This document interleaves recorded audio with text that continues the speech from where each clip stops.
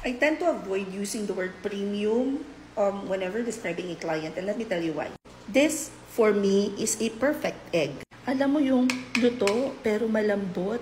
And para sa akin itong luto ko ng egg na to ay perfect, premium. However, yung perfect para sa akin na itlog ay hindi perfect para sa iba, which is very similar din when it comes to talking about premium clients. But let me give you a quick overview. Saan nga ba nagsimula yung word na premium? Para lang may idea kayo kung ano yung mga pinagkagagamit yung term. Siyempre, hindi ko natapos yung video na ito. Tatapusin natin ito ngayon. Di po post din natin. Back in 2014, 2015, nauso na ngayon yung mga coaching at saka mentors sa US. So, nagsimula ito sa iba't ibang industries.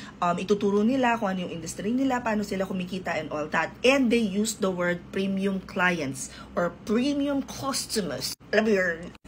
So, yun yung ginamit nilang words. And then, I believe na around 2017, may mga nag-enroll na Pinoy dun sa mga mentorship na yon, and then they adapted the word. Eto ngayon yung mga... So ngayon, nung nakikita ko na ito, nag-join to sa ganitong ano. Kasi pinapadala rin ako ng client ko dun sa mga training na ganon. For example, for Reva, Craig Proctor, kung Reva ka, malamang sa alamang nagamit mo na yung ano. But si Craig Proctor kasi, sobrang mahal talaga nung mentorship niya. Pinapadala ko nung client ko doon.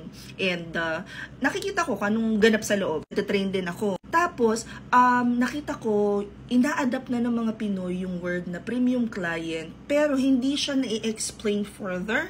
Kasi there's always this disclaimer na a premium client for, let's say, somebody na kagaya ni Craig Proctor will not be the same sa case ng nagsisimula pa lang na real estate agent. Kasi syempre, iba-iba na tayo ng target market. May market na pang masa, may market na pang medyo nakaka-alta-alta. Kaya, since then, kasi nga, sabi ko, I think kailangan mag-raise ng awareness when using the word premium client, because what's premium to you may not be premium for someone else.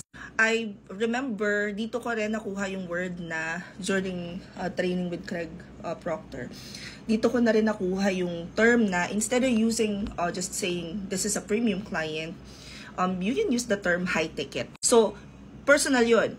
Sa akin, ito na yung high ticket client ko. Sa iba, probably may mas maganda silang client, so yun yung high ticket client nila. Pero again, iba-iba tayo ng target market. So, nung nakita ko yung comment ni Hazel na nasa Upwork ang premium client, no. Kasi ako, high ticket client ko is direct. Iba pa rin ang bagsakan ng direct, lalo na kung marunong ka na magpresyo, lalo kung marunong ka na makipag-negotiate, lalo na kung maganda na yung dinadala mong serbisyo, ganyan. Iba na yung relasyon nyo, kumbaga juicy na. Anyway, share ko lang. Comment and questions you guys have about working from home, call from or work from home. Cheesies, bye!